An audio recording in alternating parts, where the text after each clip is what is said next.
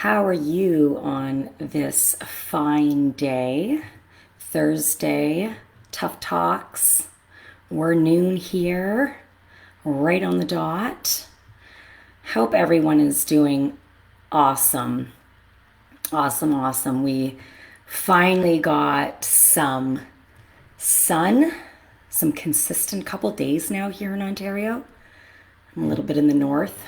And the last like 2, 3 weeks have just been rain, rain, rain, which is fine because Mother Nature loves it. And but without that sun, you feel low, you feel tired, you feel like without that good vitamin D, you're starting to feel it. So the last few days here have finally been good, and we've been out in the garden getting stuff ready and such. So I got my son's birthday coming up this weekend. He's gonna be 6. It's just insane how fast they grow up, which I know you can appreciate if you've got little ones or adults that just grow up so fast. So really, feeling good. Looking forward today. It's been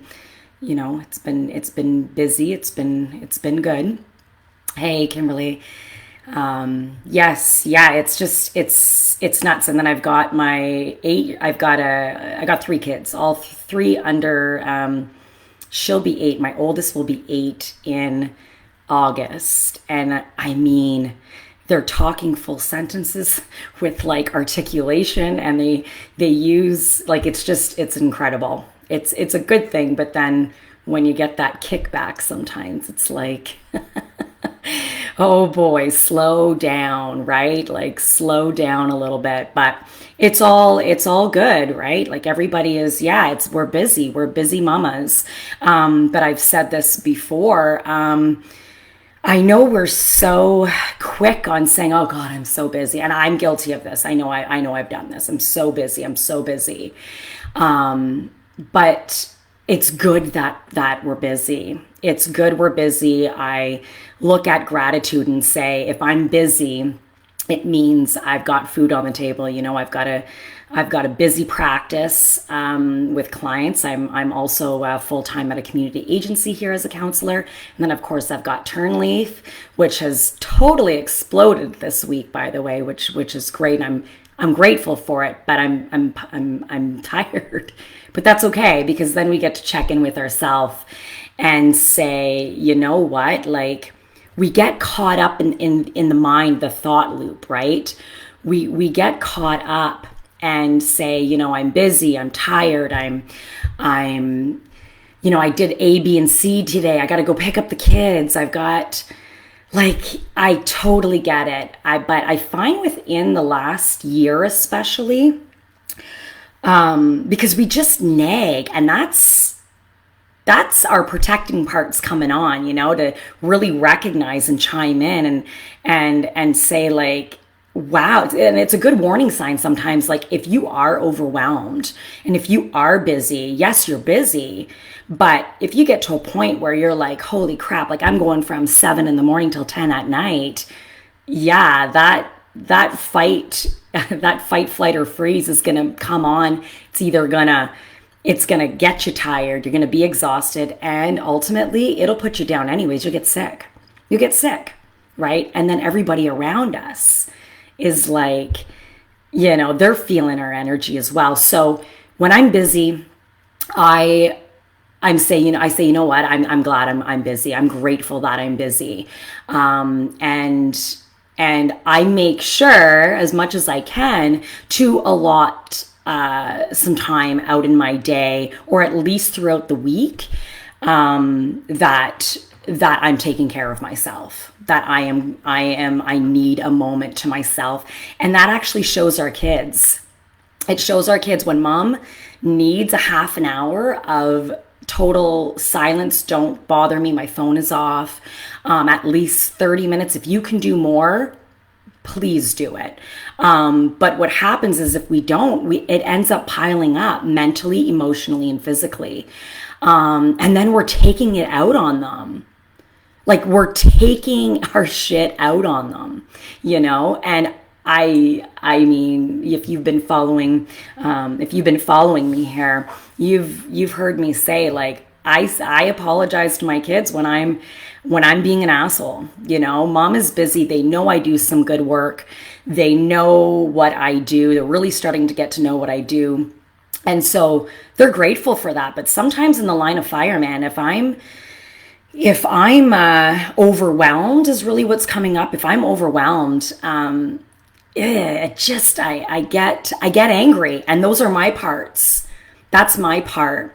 You know, those are my parts that come in, because if I can't control everything around me because of my upbringing, because of my history, it was very unstable. There was not much stability and consistency. So what I did was I took on the role, that part, to say, be organized, get everything done properly and get it done well, and yada yada. If you hear me here, but so if something does get derailed, and if the kids are in need, which they are, hello, I've got a 4, 5, and 7 year old. Of course, they're going to be in need, but sometimes I'll hiss, and I gotta say sorry. I have to say sorry. I gotta say sorry. It's absolutely unacceptable that I've spoken to you this way, and mommy is not perfect. I shouldn't have raised my voice like that to you. There's a difference because I'm loud anyways. You can probably feel the vibe. Like I'm loud anyways. I'm it's a loud household. My vibe is pretty high, but it's the energy. So don't get it twisted when people say, oh, you're so loud. And it's like, yeah, I'm loud. I speak a lot. I'm loud. My voice is, I get loud. But when there is anger behind that, or if there is defeat behind the yelling, it's the energy that they take on for themselves. So when I'm speaking with them, and if I get a couple notches up, depending on the tone, the energy that I have behind it, that's what they take on for themselves. And then you see it in their faces like, oh, I disappointed mom, or I disappointed dad, and shit, of course they're kids, they're gonna fuck up. Like it's part of life. It's part of the learning experience, right? But my higher self per se will come in and say, yep, you've got a little chit chat over there with your little one. And we talk constantly, but we're not perfect. We're not going to do this right every day, all day. I mean, shit, it's expensive to live. We got to work 2, 3 jobs to have a decent living, right? But I'm grateful that I have work. I'm grateful that we make a decent living, and my husband's a hard worker, and I'm grateful for that. But allowing the kids, and I shared this on a couple episodes back, allowing the kids, if I wake up in a shitty mood, I've learned to not fight it. I've learned to not try to change it because it needs to go through me. When I'm angry, it's duality, man. We are happy and we are sad. We are hate and we are love. We are resentment and we are accepting. I mean, we live in polarity here. All right. And so stop trying to fight it, which is a big preach across the board in my practice in general, is being able to meet yourself where it is at. We shame ourselves so much. Shit, we're good at shaming ourselves. That shitty committee will come on, and instead of checking it out and saying, all right, what's going on here? What do you got to say? You're nagging me here. We all have sub-personalities, like I explained last week. We're not just going to be one person. We're not just going to be one role or one character. So when something comes in for me in the morning, afternoon, night, whatever that looks like, we're so quick to say, oh my God, like I'm in anxiety. I got to shut that shit down. I got to numb. I got to drink. I got to smoke. I got to I gotta go have sex. I avoid. And that's so normal considering what your upbringing is. Take a look at your upbringing. It's so normal to take on these roles. It's why wouldn't you take on these roles based on what you've been through growing up, the environments, your parents, your caregivers. We had to take on these roles.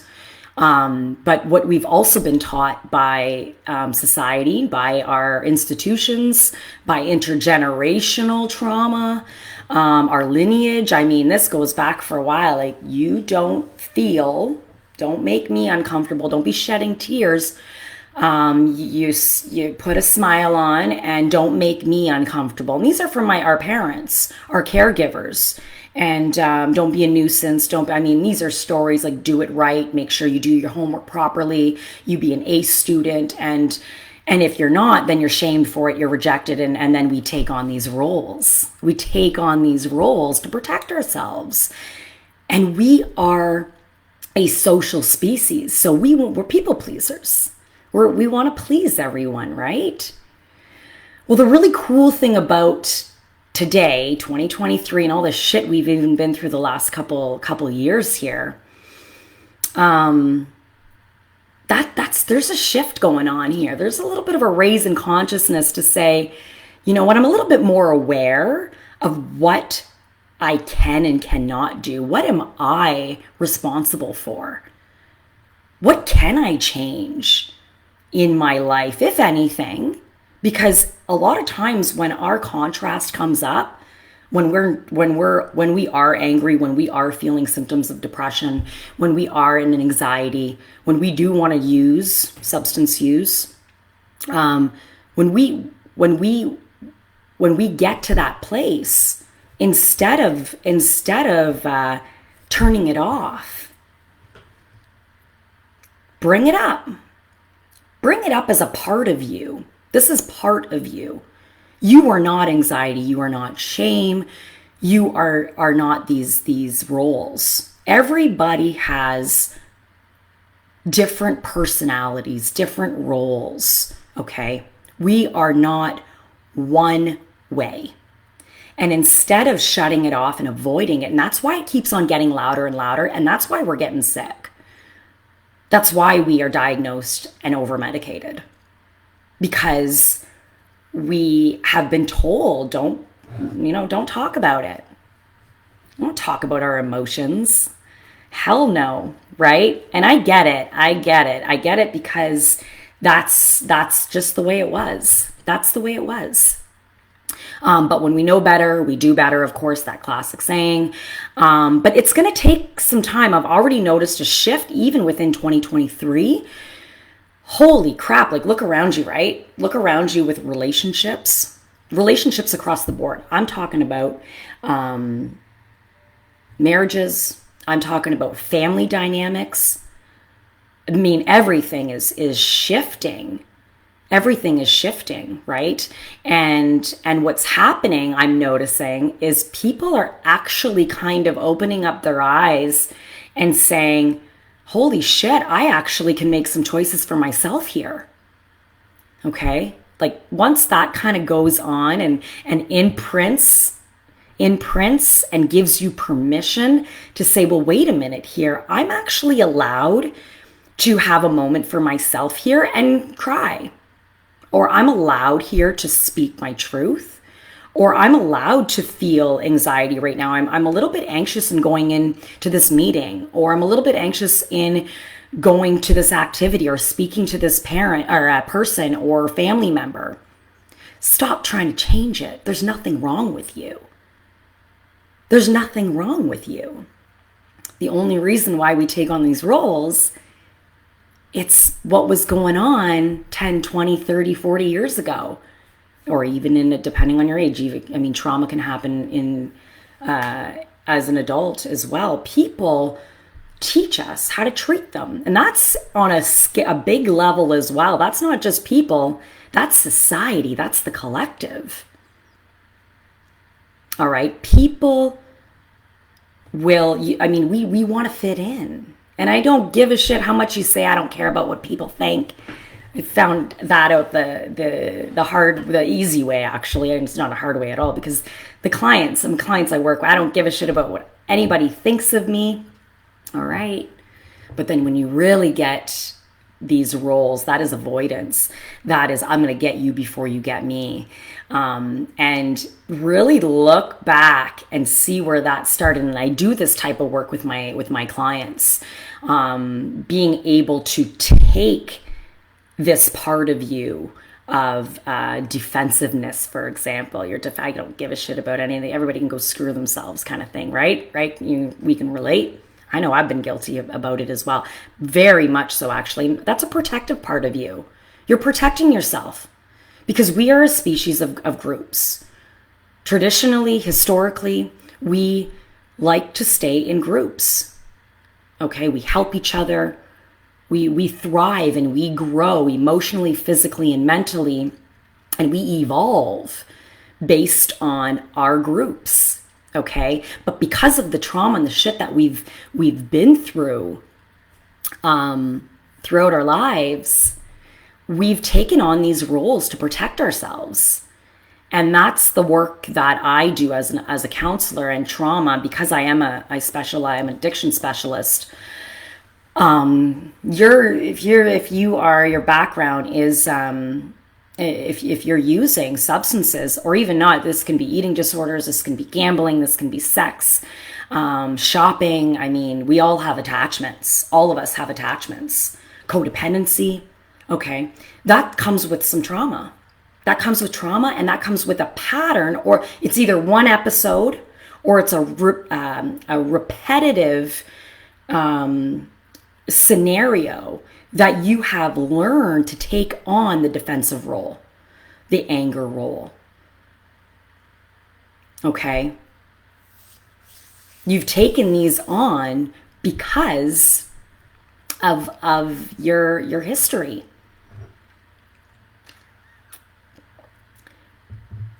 So instead of saying, shit, like, here I go again, I'm avoiding, or I'm defensive. Defensive is a big one.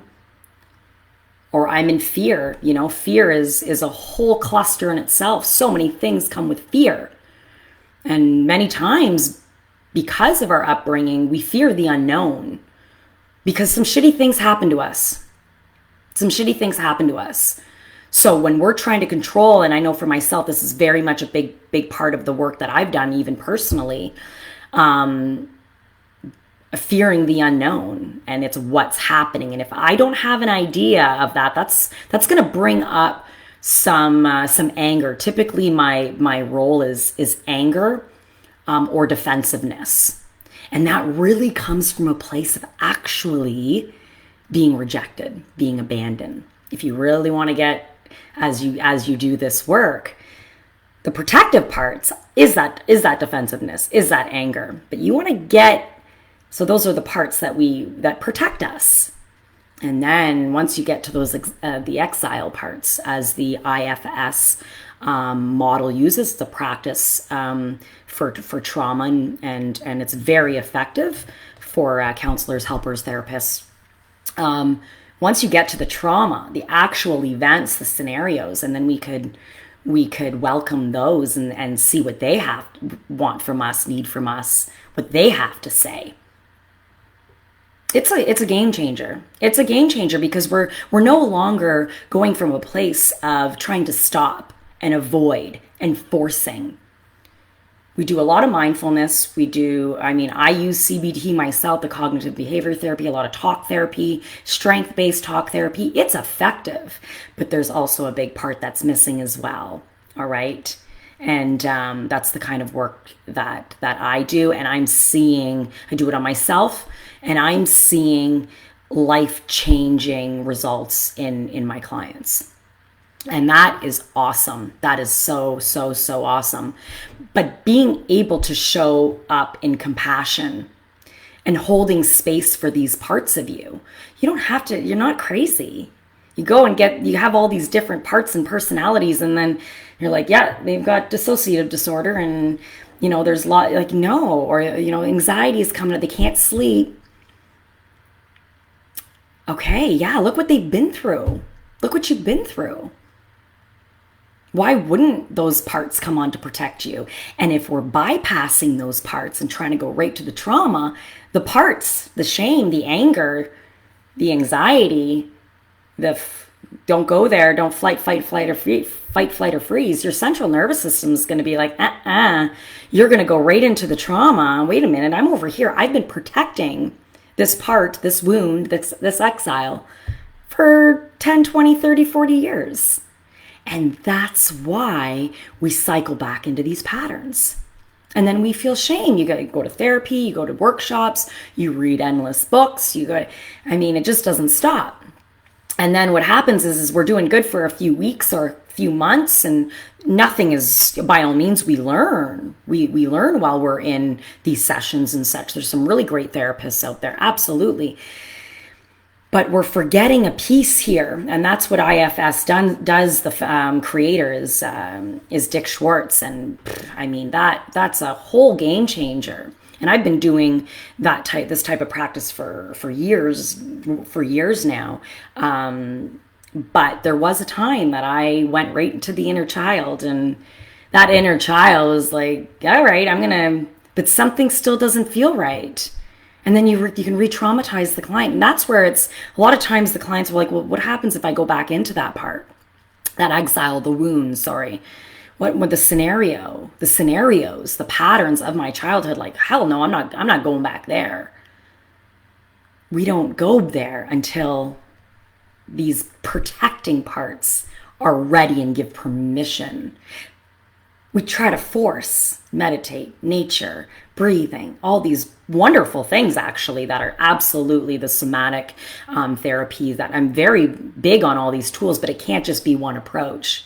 That's why I'm not, for me, medication is either going to be second or third. It can't be the first and the only solution. I'm very much opposed to that. And I've been speaking on that for years and years and years. We can see the damage that medication has done to the world, really. I've lost my mother because of addiction, because she was addicted to opiates. And so that, we've got to be careful with that. I'm not opposed to medication, but this type of these therapies that I'm speaking of, we got to have a combination. But if we're just avoiding, and we don't, by all means, the healers, the counselors, the therapists, they intend well. Like, it's hard work out here, man. It's tough. Okay. But when you know better, you do better, right? And when you have a practice like IFS, it's up and coming. It's more of it's a psycho-spiritual approach, not religion at all. So get that out of your head. But it really allows you to be in the front seat. You are in control of the sessions. I'm just here as a tool and prompting with questions, of course. And because I've got, I'm IFS, I have IFS knowledge, and I'm aware of that. I'm able to help facilitate, this type of practice. But you're doing the work. It's not me.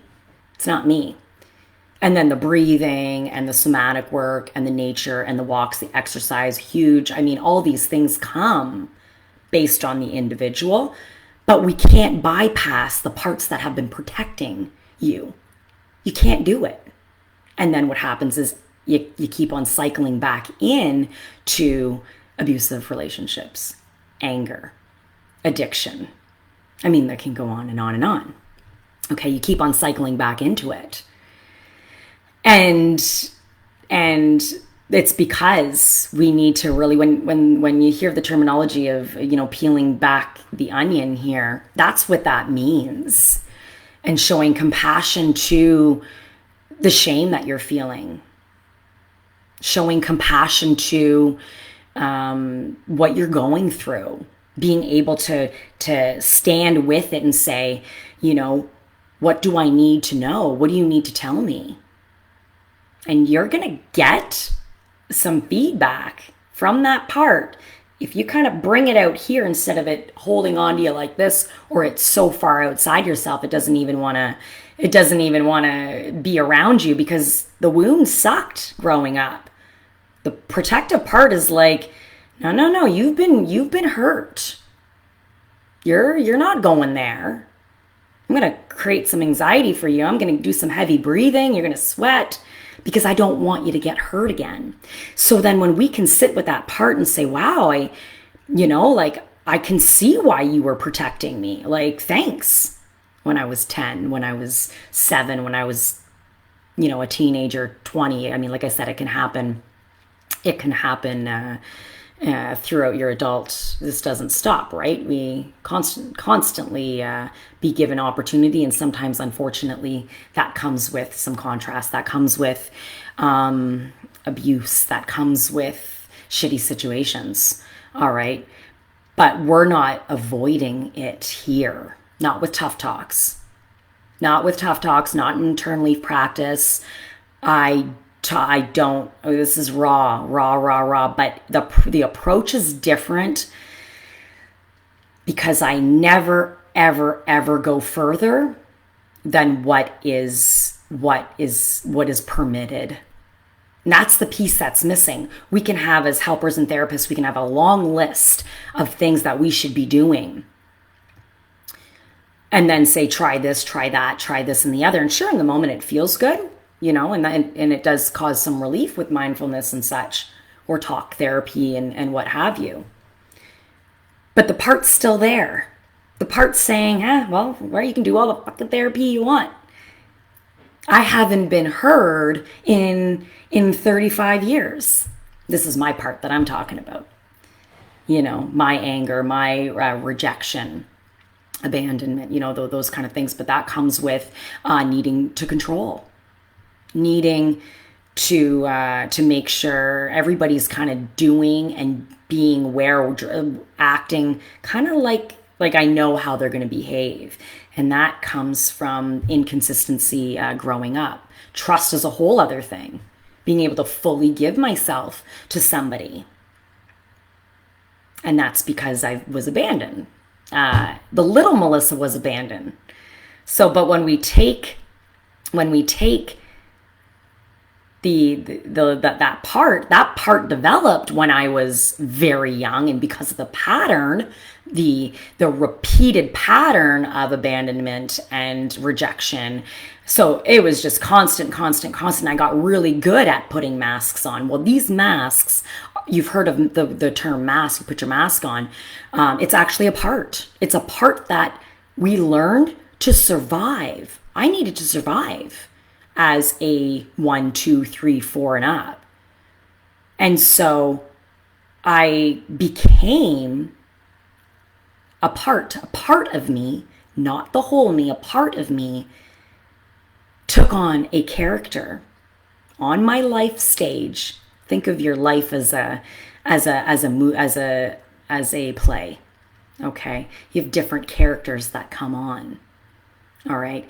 And at that time, that part came in to keep me alive. My parents needed to keep me alive. We're a really smart species here. And our brain, especially at that age,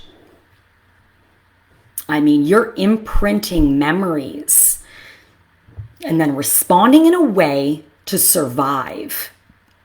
So if daddy came home, not my father, but I'm giving another example here. Another client's coming up in my head here. Daddy came home after work and automatically started boozing it up, started drinking. And by all means, he's got his own parts, okay? The little one, chances are, if there has been some abuse with an alcoholic home, avoidance, anger, codependency, just keep him from freaking out. You're going to take these parts on.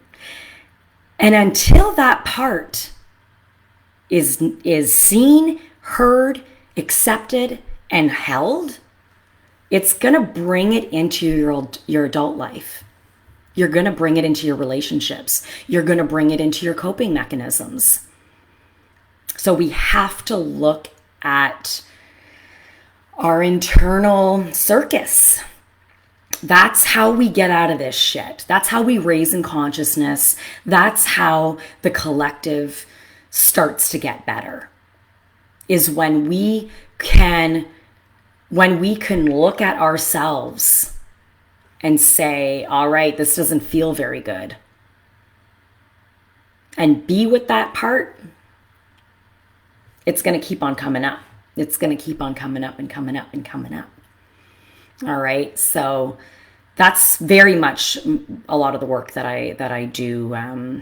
That's the work that I do. That's me in a nutshell, as a counselor here.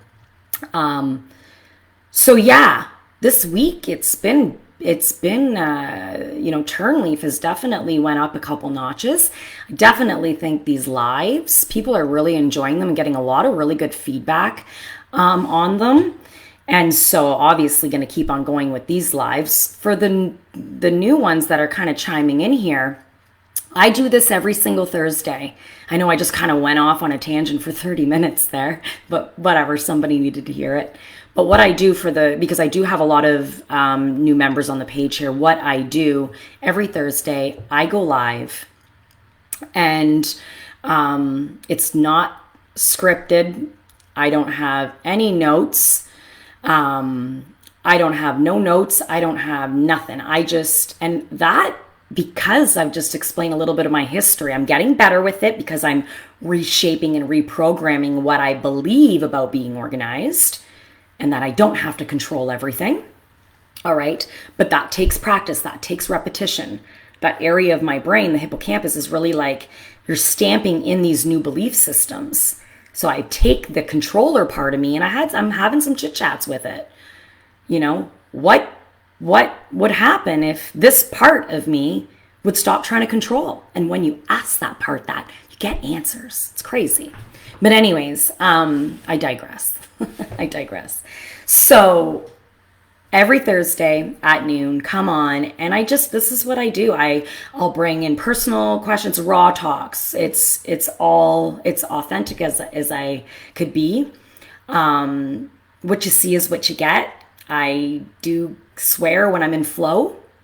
That is my authentic self. It's just the way that part of me comes in, and I kind of like it, right?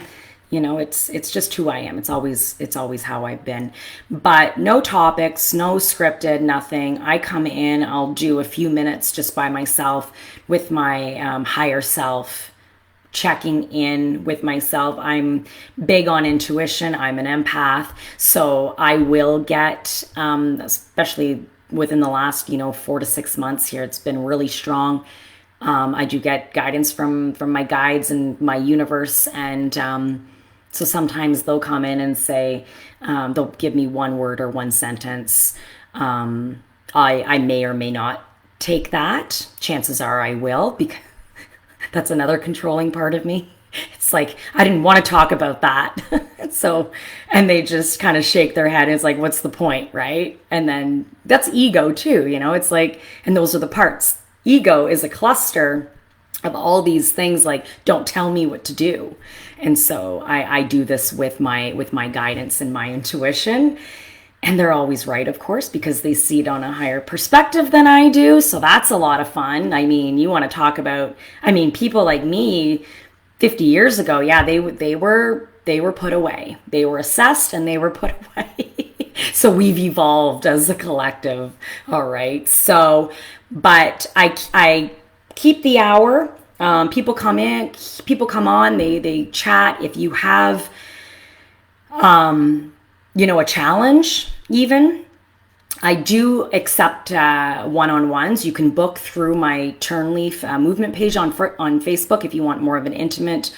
I do accept one-on-ones there. But if you just want to come in on a Thursday between, at noon and say, you know what, I'm just going to kind of throw in the comments. I'm having a little bit of a hard time with that. kind of, and people are going to everybody's kind of going through the same shit one way or the other, right? And so I've had that before as well. It's kind of like it's kind of a, it's a session with Melissa in front of everybody else pretty well, but just kind of chiming in and saying, hey, I'm struggling with this, or this is what I've been going through, and how do I deal with this? I'll be able to chime in with that. And I'm pretty honest. I again, even through sessions, I do get some chitter chatter in the background from my universe, and my higher self does come in, and I get strong intuition, and I'll give that feedback as well. And so I know the clients that I work with appreciate that, and they think that's kind of neat as well. But yeah, I'll be able to give you some tips, some feedback. But ultimately you're in charge. You're in charge. And so I've been doing this. I think this is episode 5 here. So, it's been good. I think it's been good. I may give some education. I do have a full caseload. So a lot of times I'll give examples of clients. And then of course I will throw in there, how I do practice, and how some tips, some tools, to use. You can use them right away. But my message is always going to be the same. It's always going to be the same. And that you are the one that is in charge. You are in charge. And when you're looking outside of yourself for answers, that is going to be a lack mentality. You're going to be in resistance. And that's probably what you've been feeling throughout the last few years. All right. And it's time to heal. It's time to evolve. And that's what Turnleaf does. That's what my purpose is.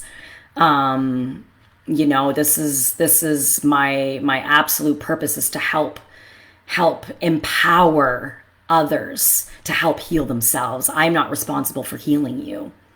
I'm not responsible for healing the trauma. I'm not responsible for making it better. This is the work that you have to do. And I like to think that I'm a good soundboard. I like to think that I'm pretty, because of my history, because of what I've been through, I get to give that raw feedback with compassion and love, because life isn't easy. This is not easy. But if we can start really looking at our lives, our relationships, how we're interacting, are we happy in our jobs? I love what I do. Is it easy? No, this isn't easy, but I'm going to tell you right now, I leave these lives, I leave sessions, when I create content, when I read, I'm constantly reading. My husband's like, how much you reading again? When I get focused on something, it's my passion, it's my purpose, and I know it helps the collective. I know it helps. I'm a parent. I'm a mom of 3. I have these real talks about parenting, and it's not easy. So we've got to stick together. So with a combination of kind of everything, you get a little bit of a mix with me, is because of my upbringing, because of my history with addiction and mental health. I am a mom. I am skilled in this field. And I have a little bit of a different approach, a little bit of a different vibe. And then I've got my guides on my side, and this quantum physics on my side that, shit, it's a good life. It's a really, really, really good life.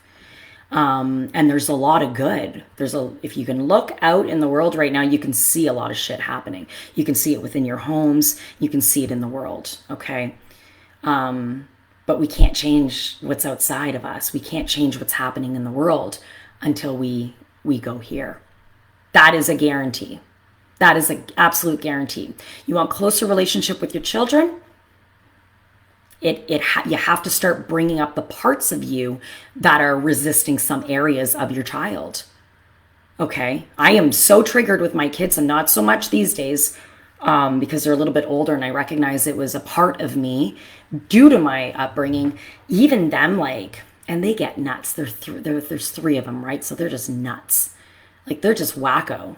But they have to, like, I mean, come on now. Play. We forgot how to play. But I was triggered by laughter.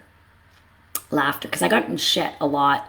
When me and my brother especially, we would giggle lots. There was a lot of play and we were 4 years apart, but we got in a lot of shit and abused. All right. Don't be too loud. Don't be too loud. So when my kids are too loud, I noticed myself physically feeling like I was going to lose my mind. I needed to control the level of play that they were doing. All right. I was triggered. That was a part that was coming in on me and I was trying to protect them. That's how construed it is, right? Because we bring that protector part. When it worked when I was young, it came into my 30s. I'll be 40 next month, but it's in my 30s. Comes in, with my kids. I was wondering, what the hell's going on here? Like, why am I triggered by them? Really, like, they're playing, they're laughing, they're they're loud. Yes, we're a loud house, but I was triggered by it. And it's not like, oh my God, can you just quiet down a little bit? Like, whew, like we get all that, but it was a different feeling. I can literally feel it in my gut. Like, holy crap, like, I'm really uncomfortable right now. And once I actually tore that apart, all right, once I tore that apart, I went back to the wound. Was actually, I got in a lot of shit and I got abused for being, for playing. All right. And, yeah, that's the kind of shit that it's like, what's going on? Why am I feeling like this right now? Like, I shouldn't be mad. My kids are laughing, they're giggling, yes, they're a bunch of wing nuts, but like, what's going on? Once we start doing that kind of work, or I spoke about the client that, she noticed when her partner came home that she was angry. And I'm sorry, I didn't finish. I went on a tangent earlier. Her partner would come home and she would notice that she was annoyed. Like, he was gone all day. He's working. He comes home. Hey, how's it going? Just kind of thing. How's your day? Blah, blah, blah. She was annoyed. And then she became defensive. Like, if you would sit down for, a few minutes or crack a beer or whatever that looks like, just to kind of like had a long day. And she was like, well, there would be defensiveness there. We started working on that defensive part. She didn't know why and even the husband's like, holy shit, what did I do? Like, I just got home from work, like I has nothing to do with the husband, has nothing to do with the partner at all. But she was triggered at that time upon his arrival from home. And when we got to speak with this part, and it was defensive, she was avoiding and angry, right? There was a few parts there that we looked at. But ultimately, those cluster of parts, when we started working on them, it showed us the wound that it was actually protecting. It showed us that she grew up in an alcoholic home. Her father, when he came home, he would drink to the point where he was quite abusive, very abusive. And so that was a trigger moment for her. Man comes home, daddy comes home, but her brain, this part of her is still running. This program is still running.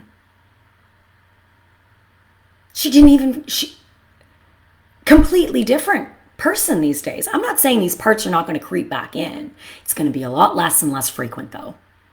And then eventually, once you start imprinting a new memory and really giving it the space that defensiveness and that avoidance and that anger needed, when it was, because she ran to her room when she was young. She avoided her father because he was a drinker, and he became very abusive to her mom and her siblings. So it's a classic, so classic for an alcoholic family growing up in alcoholism. So of course your part at that time, her brain was like, if you don't get out of here, you're fight or flight. You're in survival mode. All it knows is danger. So it had to take on that form, that program, that role. It had to. And so when we get to sit with these parts and we get to say, wow, thanks for looking out for me when I was 7. How old do you think I am, though? And if you ask your part how old you think you are, you'd be surprised what the answer is, because you get stuck in that timeline. And so once we start doing this work with this particular client, game changer, complete game changer, game changer. And then she gets to share it with her husband. And he's like, holy shit, like I'm not going crazy. I thought I was doing something wrong here. It's like, no, it had nothing to do with you. If your relationships with your colleagues, if you're triggered, what is, specify it. What is the feeling that you're feeling?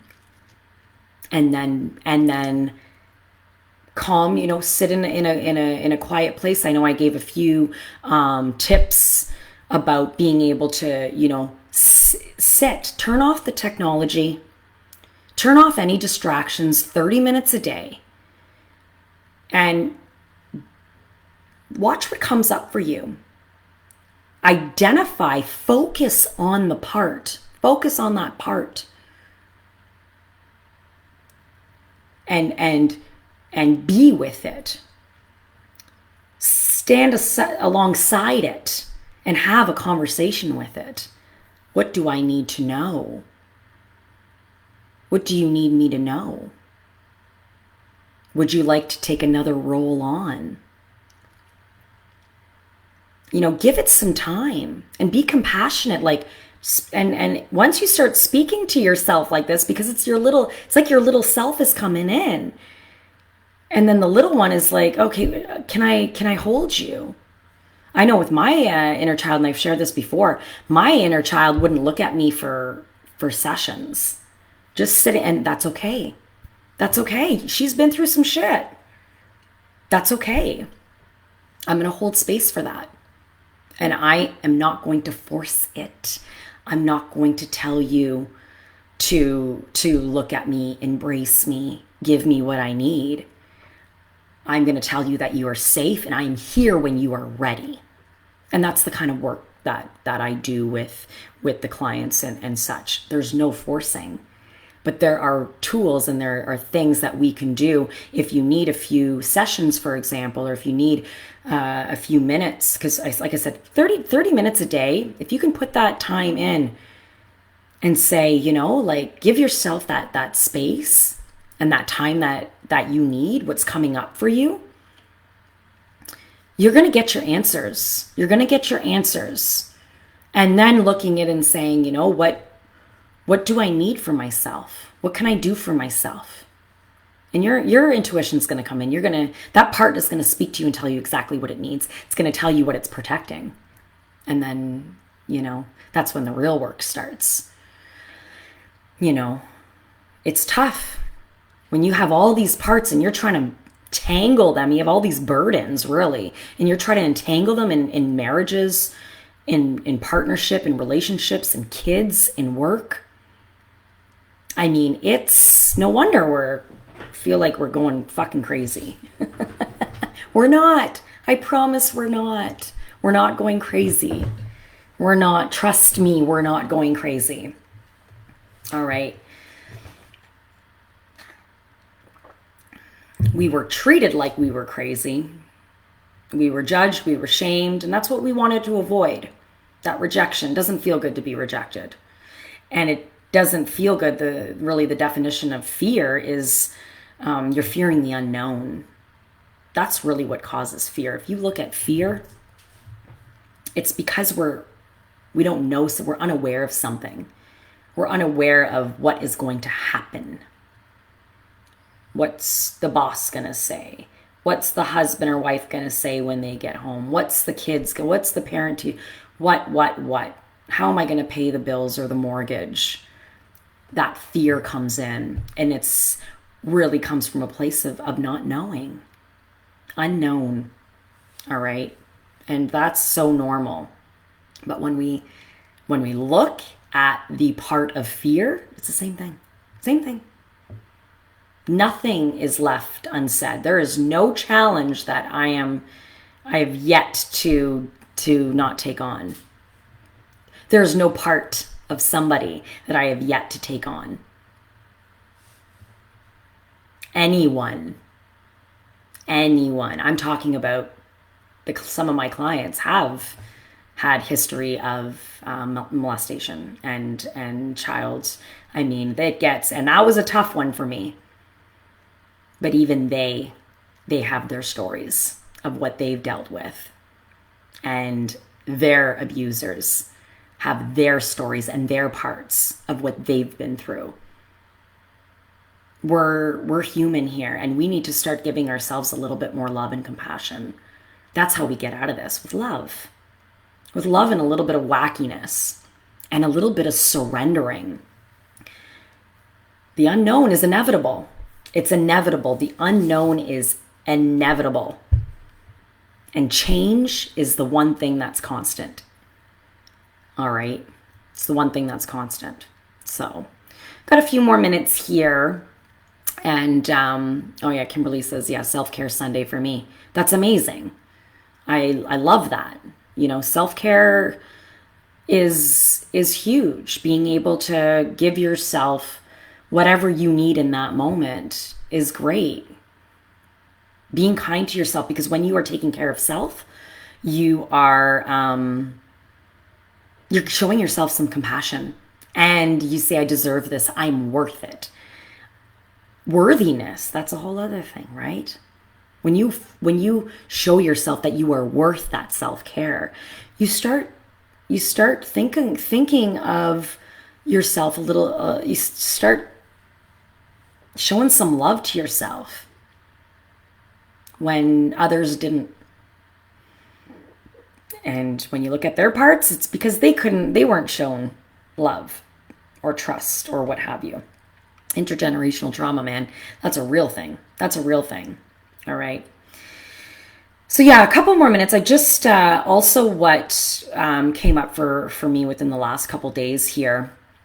And this has to be said, all right? So I'm very grateful for all the comments, all the private messages. I truly am. I love it. I love it. So what I do want to remind everyone is to be respectful, please.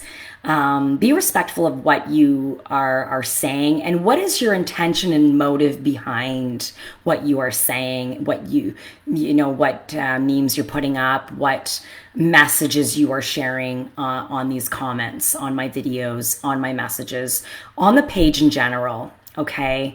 And I don't mind the good morning, beautiful, and I don't mind the you're beautiful and thank you, beautiful. I don't mind that, because yes, we are beautiful and you are beautiful. All right. So I love that kind of language. Lots of love there. But what I really want to leave with you here before I close this off is when you are putting things up, that is the intention is to, catch my attention in a romantic way. Okay. And, that we'll be together forever and such. I'm going to hold my boundaries there. And that's one thing that I teach my children. I teach my clients. It's one thing I've actually been pretty good at throughout my life is I will not tolerate. This is a safe place. Okay. I will not tolerate any content, any messages that is not aligned with the content and with the purpose of Turn Leaf Movement. Okay, if I allow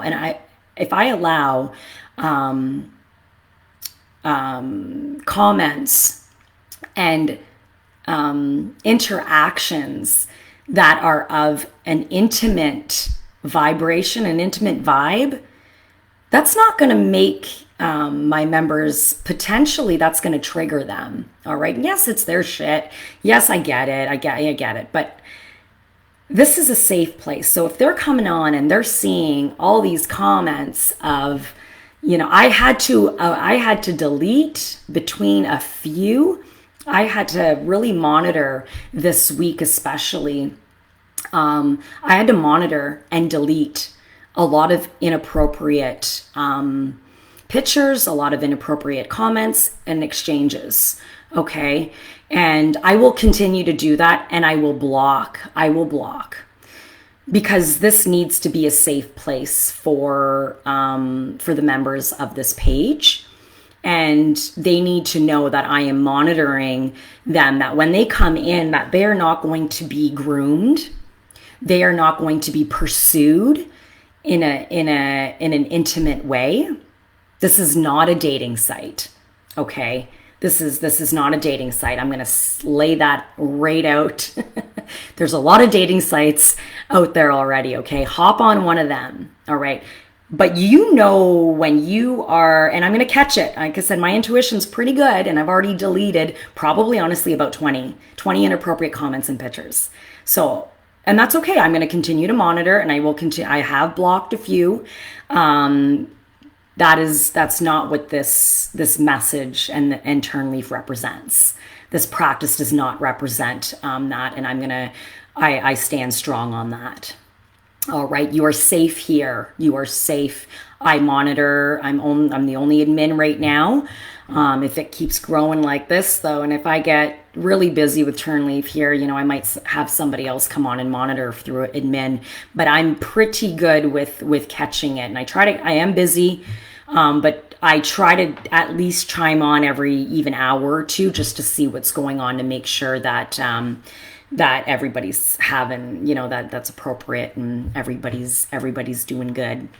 But it's kind of, a little bit of housekeeping in this regards, and it had to be said. It had to be said. I was gonna make a separate video of it, and I may, if it continues, just to kind of isolate it, because I know I'm kind of throwing this at the end of a live here.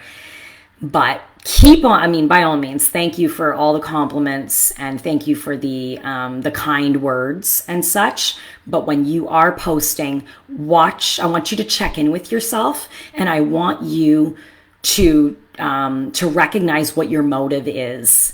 And if it is not to really look at having a therapeutic conversation per se, or real life conversation, that you're dealing with your own shit, if it is not aligned with the content of this page, don't post it.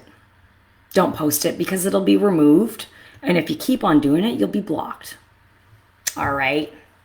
I send that with all love, of course. But as you do get to know me, this is just, like I said, what you see is what you get. And yeah, I'm here for providing a safe place, and I don't want anybody coming on feeling uncomfortable or thinking that they are going to be pursued in a way. Especially, I'm a counselor here. If you look at my description of my page, and I get it, you're gonna try. I get it. But if you look, I'm the wrong practitioner to be trying to woo over. I promise. One man's enough for me. Okay. But I want my members to feel comfortable on the page and in my private groups as well. Okay. Be respectful and check yourself before you throw out the comment, if it is intended to have to pursue and to be attractive in an intimate way. It's not going to work here. Okay. It's a message about healing, evolving. Trauma is a big one. That's what I work in, is trauma. So don't fuck around. Okay. All right. This was fun. Oh my God, the hour's already up here. I hope you enjoyed it. Thank you, Kimberly, for your comments. It was good for you to chime in here. So yeah, next Thursday at noon. Like I said, if you have any topics that you want me to bring up, You want me to speak about something? Challenges, beliefs, relationships, anything, any internal challenge, or even what's working for you, what you've been doing that's working for you, drop it in the comments and I'll pick it back up on Thursday. Or if I'm really guided, which has happened, sometimes I get really nudged there and I'll do a recording throughout the week. Okay. And get that message out. But yeah, come with your questions, come with your challenges, come with your raw talks, come with your tough talks. This is what it's about. All right. I'll leave you with that and see you next Thursday here at noon. Sending all the love, all the light. Bye for now.